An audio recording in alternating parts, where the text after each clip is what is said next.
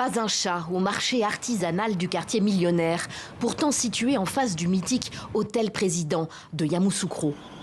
Muriel Hano se tourne les pouces. Il n'y a plus de touristes. Actuellement, ça ne marche pas, Tu peux venir même et tu n'as pas de clients. En fait, c'est un peu compliqué. Et je souhaite vraiment que Yamoussoukro soit la capitale politique afin que les choses puissent marcher.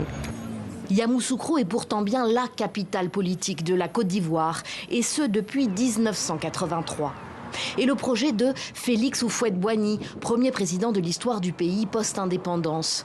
C'est sur le site de son village natal, dans le centre, que la ville s'est développée.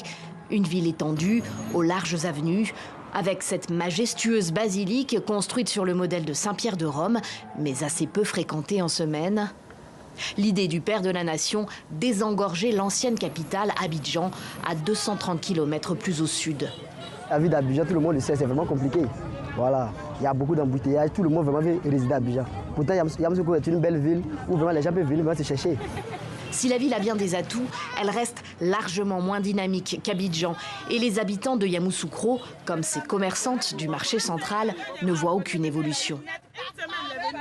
Yamoussoukro, c'est comme chez mon village, quoi. Il n'y a pas de changement, c'est toujours la même chose.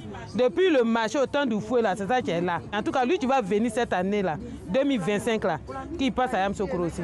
Les ministères, les administrations, l'Assemblée nationale restent basés à Abidjan.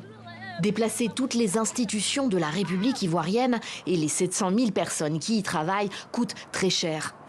Seul le Sénat se situe à Yamoussoukro, ainsi que la Chambre des rois et chefs traditionnels, où l'on croit en l'ambition régulièrement réaffirmée des autorités d'aller jusqu'au bout du projet. Il y aura des infrastructures, il y aura des usines, les entreprises, le gouvernement va se déplacer effectivement et s'installer à Yamoussoukro.